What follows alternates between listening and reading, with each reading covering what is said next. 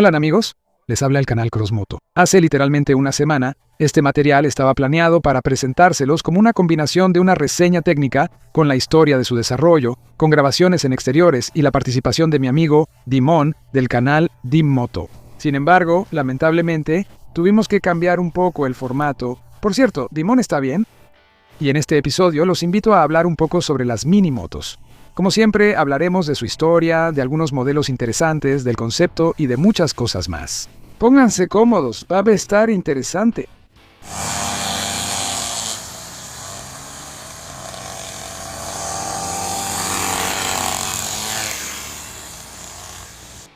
Caray, si hubiera tenido una máquina así cuando tenía unos 7 años, me habría hecho pipí de la emoción.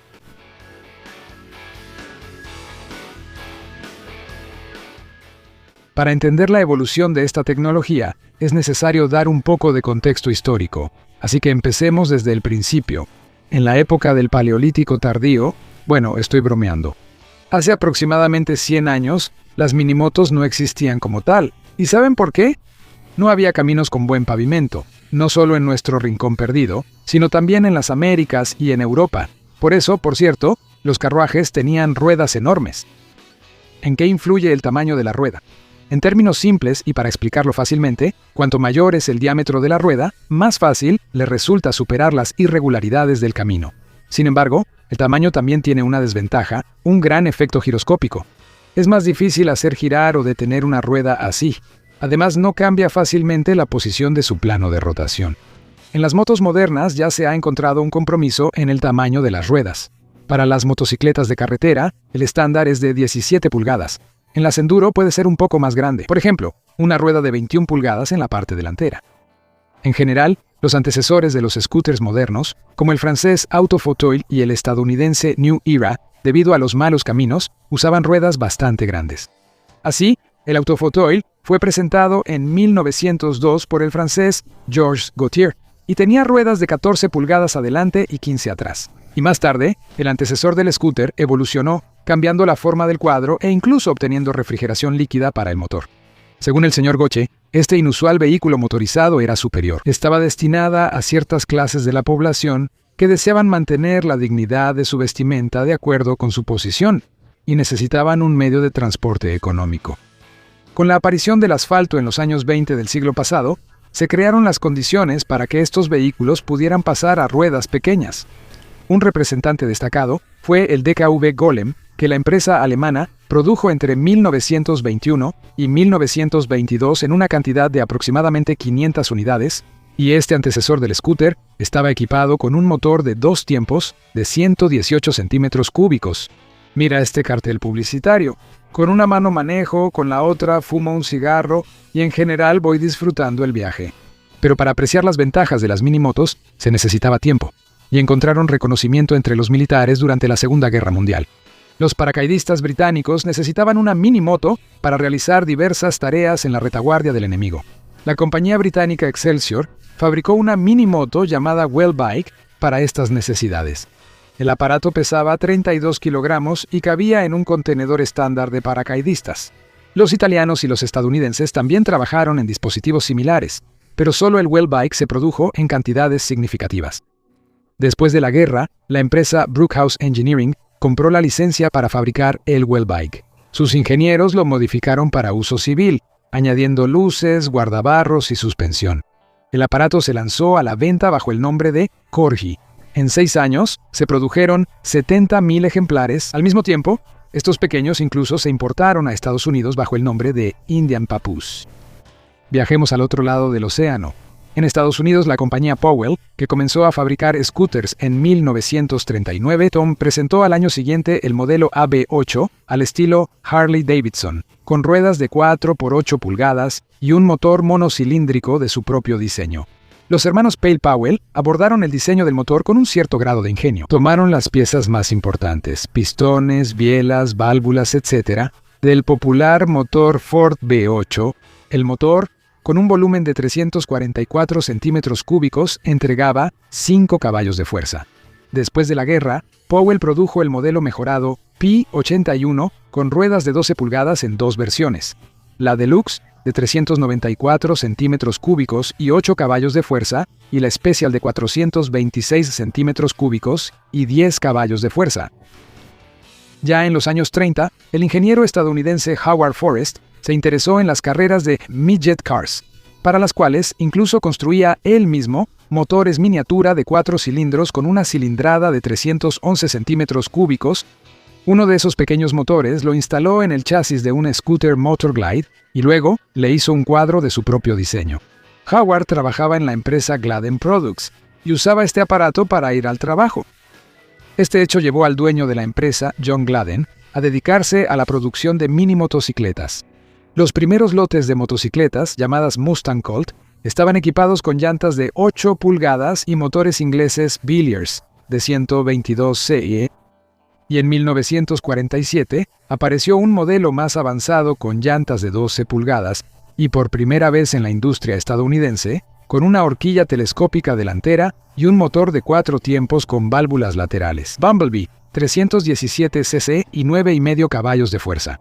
Con el tiempo, la potencia aumentó hasta 12 caballos de fuerza y el propio aparato se mantuvo en la línea de producción hasta 1966. El Mustang tiene varios logros sorprendentes. Dick Miller, en 1954, dio la vuelta al mundo en esta motocicleta miniatura. Walt Fulton, en una versión potenciada, alcanzó una velocidad récord de 160.9 km por hora y el equipo de fábrica tuvo tanto éxito en las competencias que Harley Davidson y Triumph, en 1953, lograron imponer una prohibición para que las motos con ruedas de menos de 16 pulgadas no pudieran participar en las carreras. Inspirada por el éxito del Mustang, la compañía estadounidense Cushman, que en ese entonces era el mayor fabricante de scooters en Estados Unidos, lanzó al mercado en 1949 el modelo Eagle. El modelo compartía la mayor cantidad posible de componentes con los scooters. En 1959, la empresa presentó el modelo Super Eagle. La siguiente ola de interés por las minimotos fue provocada, curiosamente, por los vaivenes de la moda automotriz. En los años 50, los automóviles de pasajeros estaban equipados con una cajuela trasera saliente, que pronto alcanzó tales dimensiones, especialmente en los autos estadounidenses, que prácticamente invitaba a ponerle algo de 2 ruedas solo por si acaso. Los primeros en captar esta nueva tendencia fueron las revistas estadounidenses como Mechanics Illustrated. Empezaron a llenarse de artículos del tipo «Cómo construir un minimoto con un motor de podadora, cosas viejas y palos». Y, afortunadamente, el mercado estadounidense estaba saturado de motores de baja potencia para accionar cualquier cosa en el hogar o en la granja. En ese entonces, las líneas eléctricas en Estados Unidos no llegaban a todas las granjas, así que incluso las lavadoras tenían motores de combustión interna. ¿Qué les parece esa innovación? Ya para mediados de los años 50, decenas de empresas comenzaron a fabricar este tipo de minimotos. Empresas como Arctic Cat, Wrap, Taco, H&F, Gilson y Fox producían en serie esta maquinaria. En ese momento, la marca Wrap ya tenía un estatus de culto. ¿Y cuántos aparatos hicieron los artesanos de garaje? Eso sí que no se puede contar. Si tienes un motor y sabes usar las manos, ¿por qué no hacer por diversión una minimot o un kart con chatarra y divertirte con otros locos constructores caseros? Más o menos al mismo tiempo, los niños también empezaron a fijarse en las minimotos. Después de todo, ellos siempre imitan a los adultos, ¿no es así? Por cierto, algo similar sucedía en Japón a principios de los años 50. Al principio, la gente organizaba carreras locales en minimotos y karts hechos en casa. Y probablemente ninguno de esos entusiastas en ese momento pudo imaginar que esas máquinas evolucionaría hasta convertirse en una clase aparte de motocicletas. Un poco después, las minimotos empezaron a ser utilizadas por el personal técnico en las carreras de arrancones como un medio para moverse más rápido a lo largo de la pista y en las áreas técnicas. El tamaño miniatura permitía a los técnicos desplazarse fácilmente por los pits llenos de equipo. Una velocidad de 25 a 40 km por hora era más que suficiente. Mucho mejor que andar a pie a 5 km por hora. Las motos eran increíblemente primitivas. Un chasis, suspensiones rígidas, ruedas pequeñas y un motor básico. Pero eso era suficiente. A principios de los años 60, los italianos adoptaron la nueva moda estadounidense. Empresas como Aermacchi, Benelli, Fantic, Garelli, Italjet y muchas otras comenzaron a fabricar minibikes. Los modelos italianos se distinguían por un diseño técnico más refinado. Motores de 2 tiempos de 50 cc, suspensiones con resortes, frenos de verdad y equipo eléctrico. Y lo más importante, se destacaban por su excelente diseño. Las motos americanas, en comparación, parecían creaciones de un Frankenstein de garaje. La historia de las mini motos japonesas de producción en serie comenzó de otra manera. A finales de los años 50, la empresa Honda, a petición de la administración del Gran Parque en Tokio, fabricó una partida de pequeñas motocicletas con motores de 50 cc provenientes del scooter Super Cup.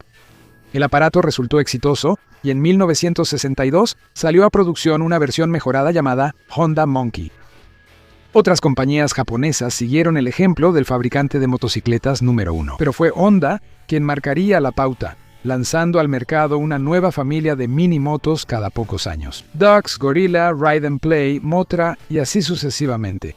Sus especialistas incluso crearon una mini moto motocompo para el mini auto jazz. En medio de la popularidad general, incluso en la URSS, se llevaban a cabo desarrollos similares. En Tula, se trabajaba en una moto con ruedas de 10 pulgadas y en serie se producía la Riga Mini.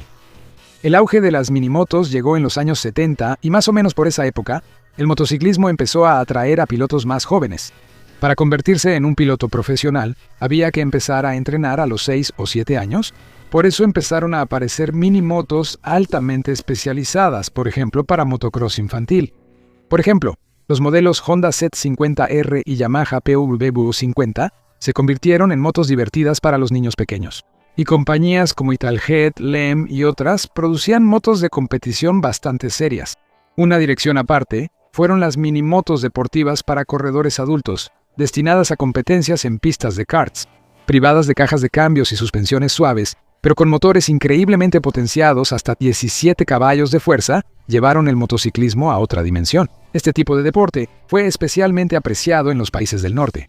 Dar una vuelta en interiores en una de estas pequeñas motos es un excelente remedio contra el síndrome de abstinencia de la moto. La primera en iniciar la producción de estos aparatos, apodados Pocket Bikes, fue la compañía japonesa Jackson. Pero ahora las empresas italianas se han convertido en líderes, y también la checa Blata. El desarrollo de las minimotos fue interrumpido por el renacimiento de los scooters a mediados de los años 80. De repente, todos se volvieron locos por los scooters. Las minimotos fueron desplazadas de muchos nichos, excepto del deportivo. Actualmente, las minimotos de carretera probablemente solo las fabrican los chinos, pero el mercado de minimotos para niños y deportes sigue estando bastante desarrollado hasta el día de hoy. Hoy en día, las minimotos se han difundido ampliamente en muchos países, incluso en los territorios de la ex-URSS, y cada vez es más común ver a niños en este tipo de vehículos, a quienes sus padres les compraron un juguete de 2 ruedas.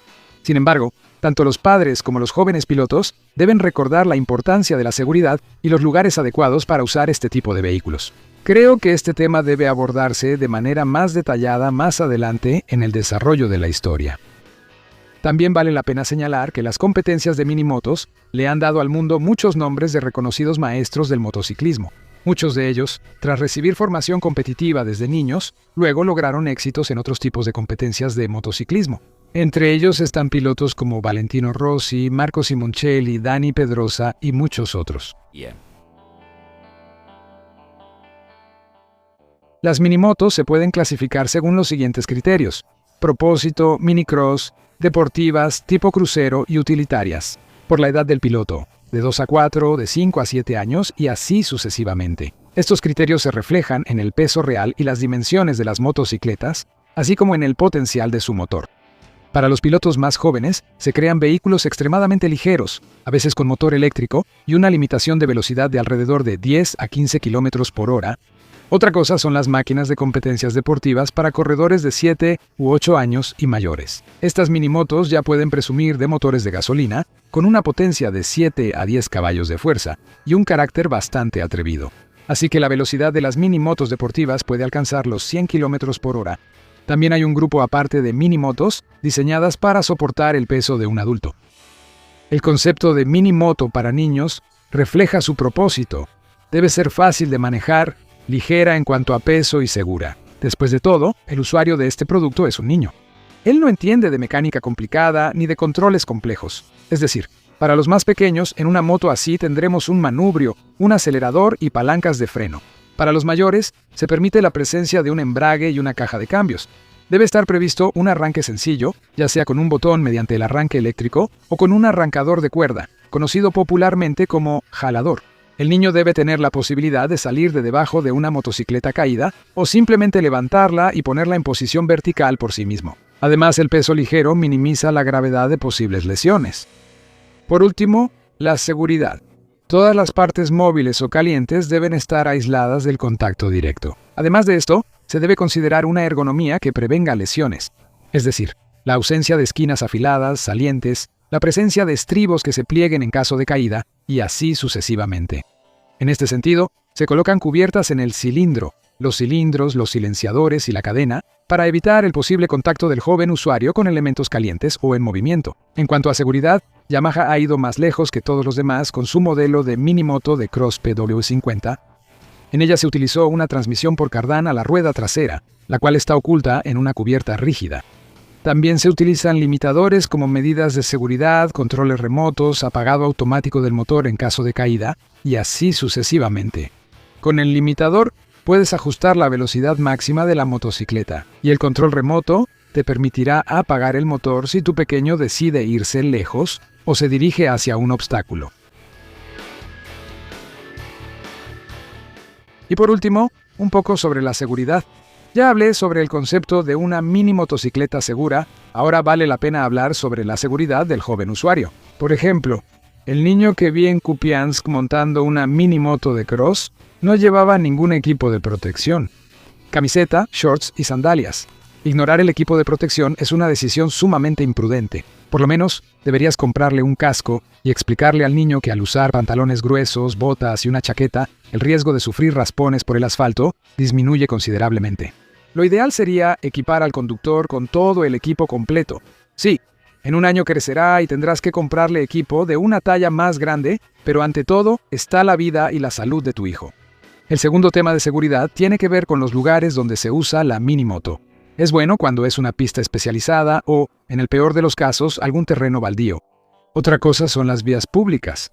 Aunque vivas en una calle apartada, donde los autos pasan solo en días festivos, el joven conductor aún no entiende todos los matices de las reglas de tránsito. Y además, existe una probabilidad no nula de que por tu calle pase a toda velocidad un personaje en un Shiguli bajito, con la música a todo volumen y la frase My Life, My Rules escrita en él. Por cierto, ese es el eslogan de los autos americanos de tracción trasera, por si acaso. En fin, a lo que voy es, cuiden la vida y la salud de sus hijos. No escatimen en gastos para su equipo, ni en esfuerzo y tiempo para explicarles los fundamentos del manejo y las reglas de tránsito. Subtítulos.